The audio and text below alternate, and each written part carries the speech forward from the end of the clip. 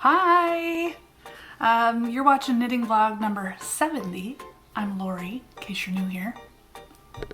Today is April 5th, which is my sister's 32nd birthday. So, happy birthday to Fran. And I'm just gonna get right into it. I have a couple things to talk about, knitting related.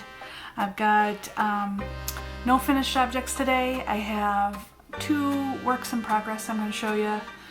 I'm going to talk about some books. I'm going to talk about a little field trip I took recently with a friend, and talk about some future knitting a little bit, and that'll be the end of it. So, should be a fairly quick episode today. I'm gonna start off today's episode with a couple of podcast recommendations.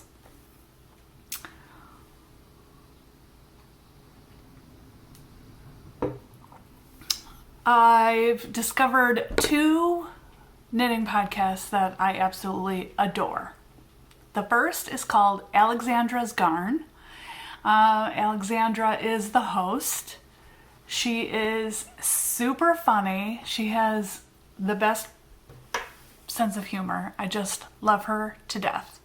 And she is a very prolific knitter. She knits really interesting things, many of which landed in my Ravelry wish list. So thanks, Alexandra, for that. You have to watch her if you haven't seen it. She has several knitting vlogs and then a couple of other just regular vlogs, not necessarily knitting vlogs. But all of her videos are entertaining, and I hope that you check it out if you have time. The other one that I have discovered is called the Seedling Stitch. The host of that show is Athena. Athena is an engineering student, I believe. She has only been knitting for like 7 months. And when you see some of the stuff that she has knit, you are going to be amazed. I was floored after the first episode. She has 2 episodes up. So she's very new at podcasting. Go and show her some love. Subscribe to her channel. Subscribe to Alexandra's channel. I beg you. Both of them are wonderful. So great. I love finding new podcasts.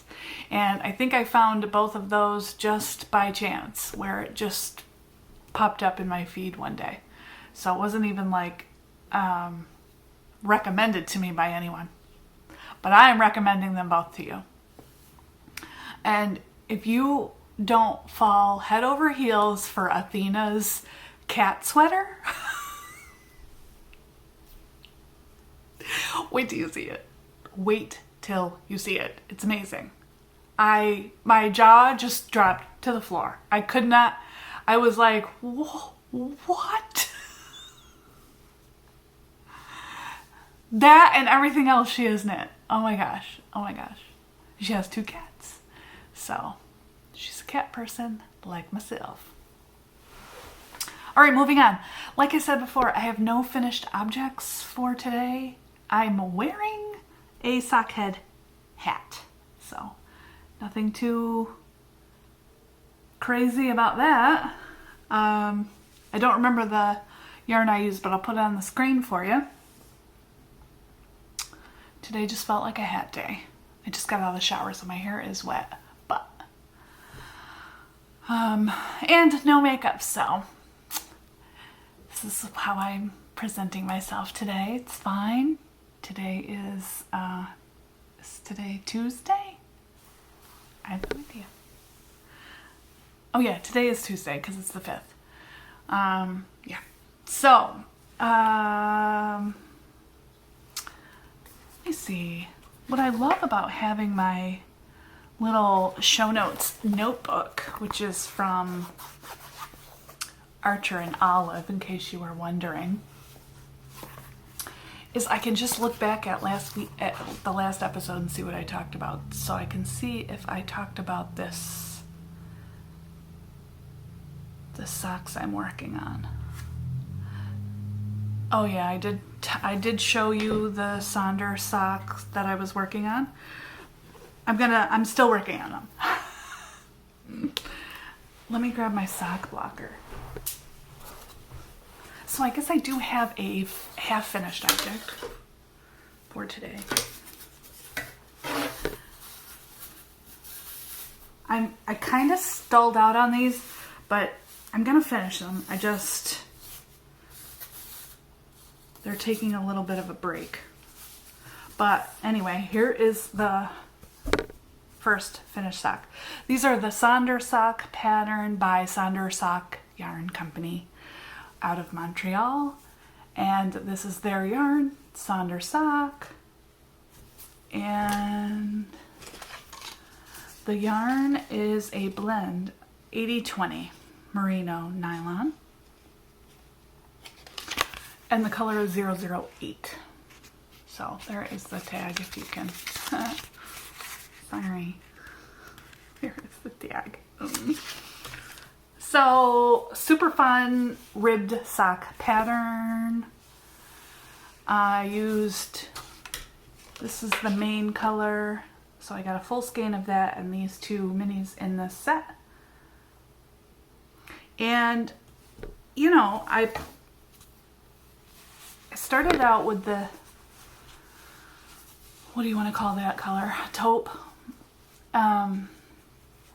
And then I knew that I wanted the heel to be the pink, but then I was like, God, I don't know what to do, if I should do the taupe toe or a pink toe.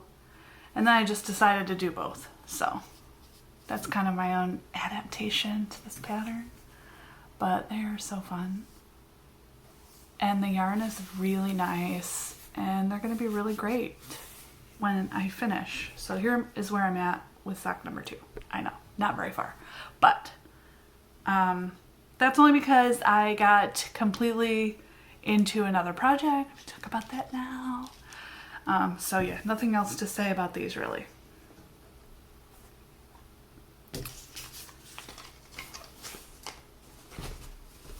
They're living in my blueberry fields bag. So to fast forward a little bit in my show notes, I went on a little field trip with my friends, my best knitting friend, Sydney. Not last Thursday, but the Thursday before. We got together and met up halfway in Syracuse. She just ended up moving back to New York State. So she used to live in my area and then she spent a little time in Panama and a little time in Colorado, and now she's back in New York State living in the Rochester area. So Syracuse is like halfway. So we met up in Syracuse and we went to the Jamesville yarn shop called the Yarn Cupboard. If you've never been there, it's wonderful. It's a very cute little shop. They have really nice yarns in there. And then we went to lunch at, no, I don't want to talk to you. Sorry. We went to lunch to one of my favorite Thai places in Syracuse called Thai Flavor. Oh, so good. So good. So we had just the best day, and I got some yarn there.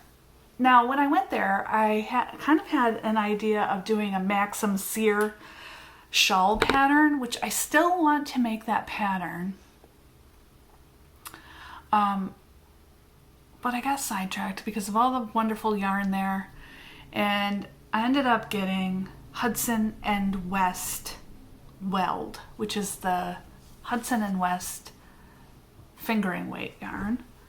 And I bought it for a specific pattern. Now, I have since realized that there is another Hudson West pattern that I had seen that has some mosaic knitting in it that I liked even more. But the colors were so similar in both shawls. When I saw this one, I thought this was the one that I had seen and wanted to knit. But it's fine. I'm enjoying it nonetheless. So the three colors that are in this shawl are Gold Leaf, Aspen, and Charcoal. All showing up pretty true to color on the screen there. I had to buy 6 skeins for this project. No, I already used 1 gray, so I bought 7 skeins of this yarn. Weld, here's the tag. That's probably gonna be backwards, but that's okay. It's 70% US Merino, 30% US Corriedale, and each skein is 200 yards. I'm using a size US 4 needle, which is what the pattern calls for. And I am knitting the Craghill shawl, which I have been calling it the Craghill shawl. It's not what it is, it's Craghill. It's okay. Oh well. So here it is so far. So I have this nice eyelet section and then some stripes. And now I'm heading into this kind of woven basket weave type patterning, which is just slip stitches, nothing major. It's gonna have a really nice graphic effect, and then after that section is a solid gold, like gold leaf stripe, and that's the end of it, I think. Sorry I did not bring the pattern here, but I'll show you a picture right here so you can see what the finished thing looks like. Yeah, so I basically just bought the same colors as what's on the pattern because I love it. And I still think I'm gonna knit that other one too, because this yarn is really wonderful.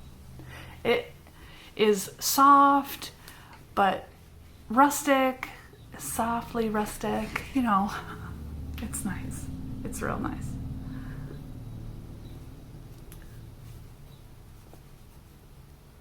I'm really enjoying it. As you can see, I have come a long way.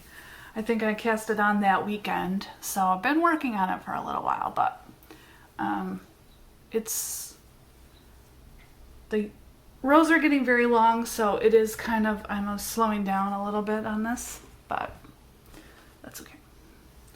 So that's going to be really nice to have,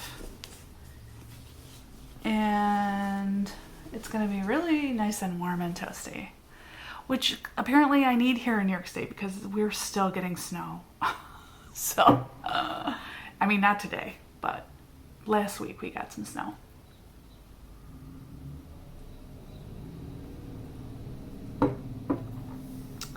So that's all the knitting I have to talk about today. If you're here just for the knitting, see you later. I'm gonna talk a little bit about some books next. So I told you last time, which was about 2 weeks ago, that I was head over heels for The Midnight Library by Matt Haig, and I finished it, and it was wonderful. So basically, if you don't know anything about this book, it's a story about a library that is only accessible when you're in between life and death. And when you're there, you can pick and choose a book that focuses on a different path that you may have gone on. It's about choosing a different outcome of your life. And the main character, Nora, goes through that process. So, trigger warning, there is a bit of talk about suicide in this book. So if that triggers you, don't read it, pass it on to somebody else. But I thought it was wonderful. I still really enjoyed the story. This was a recommendation from a friend of mine, and I am definitely recommending it to everyone. And I've seen it on a ton of videos on YouTube or booktube or whatever you want to call that. So it's definitely a popular book these days. And also it's a Good Morning America book club book, so that interests you. I also want to read How to Stop Time, also by Matt Haig, so that will be one of the next ones I pick up. But 2 thumbs up for this. Loved it. So I mentioned BookTube, and I've been watching a lot of like book recommendation videos. I just love those. I love seeing all the books in the background. I used to be a really, really big reader. I mean, I started reading when I was very young. I was able to read my mother's books before I was 6. Not that I was reading my mother's books at the age of 6, but I could read them. So I have always loved to read, but I go like this. Sometimes I'm reading a lot, and sometimes I'm not reading for years. So currently, this kickstarted this whole journey. So now I'm in the middle of this. This is The House in the Cerulean Sea by T.J. Klune. This is a fantasy. It's about Linus Baker, who's a caseworker in the department in charge of magical youth. So he goes to a particular orphanage to make sure that the magical youth there are being taken care of adequately. And it is really very entertaining. I mean, laugh out loud in parts, like really funny. A New York Times bestseller, USA Today bestseller. I love what V.E. Schwab has to say about the book, who is also a best-selling author. And they wrote, "I loved it. It is like being wrapped up in a big gay blanket. Simply perfect." So you had me at gay blanket. I love it. I love it. So no, I mean, it is really good. You have to check it out. You have to check it out. And this author has a couple of other books that I want to look into. Speaking of which, it's on the back here. Under the Whispering Door. That's going to be next, I think, from this particular author. And then from that same booktuber person, they also recommended this, and I bought this at worldofbooks.com, which I think is based out of the UK, but they also have I think they have a Florida warehouse. However, I looked high and low for this specific cover that I wanted. This is the one that came, so I'm a little bummed because I really like that cover. I know, I'm weird like that, but I could have bought it in soft cover, but whatever. So the way that the booktuber describes this book is that it is a book about books, or a book about stories. I think that's how she put it. When Zachary Rollins stumbles across a strange book hidden in his university library, it leads him on a quest unlike any other. Its pages entrance him with their tales of lovelorn prisoners, lost cities, and nameless... Oh, that's a word I've never seen before. Acolytes? Acolytes? I don't know. But they also contain something impossible, a recollection from his own childhood. Determined to solve the puzzle of the book, Zachary follows the clues he finds on the cover. A bee, a key, a sword. They guide him to a masquerade ball, to a dangerous secret club, and finally through a magical doorway created by the fierce and mysterious Mirabelle. This door leads to a subterranean labyrinth filled with stories hidden far beneath the surface of the earth. When the labyrinth is threatened, Zachary must race with Mirabelle and Dorian, a handsome barefoot man, with shifting alliances, through its twisting tunnels and crowded ballrooms, searching for the end of his story. You are invited to join Zachary on the Starless Sea, the home of storytellers, story lovers, and those who will protect our stories at all costs. So, I know it's hefty, but I'm excited. This author, Erin Morgenstern, also wrote The Night Circus, which I have not read. But see this rabbit hole I'm falling down real hard? There's the key, the bee, and the sword. Such a bummer about the cover. This is not the cover that they showed on the listing on the website, so bummed about that, but whatever. So that's my knitting or reading update.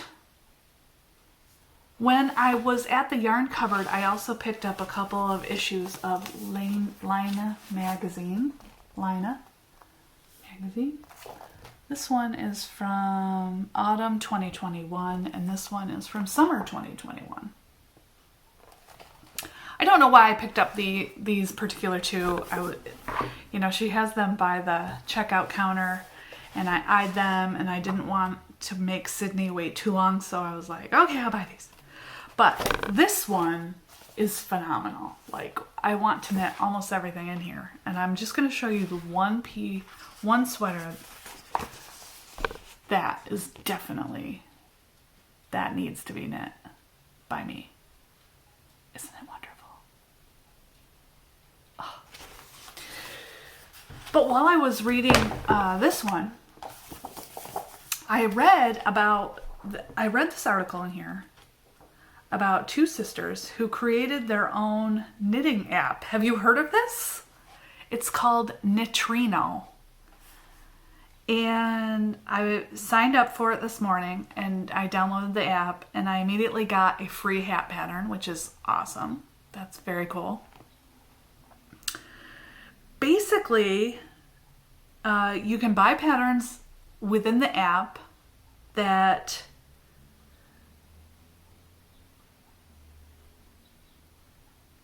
the app it provides you a little bit more interactivity with the patterns, so you don't really have to print the pattern out. You can basically you can view the chart in your own chosen size and color, and then click the symbols in the app, and it takes you to a video tutorial on that particular technique. I mean, that's amazing.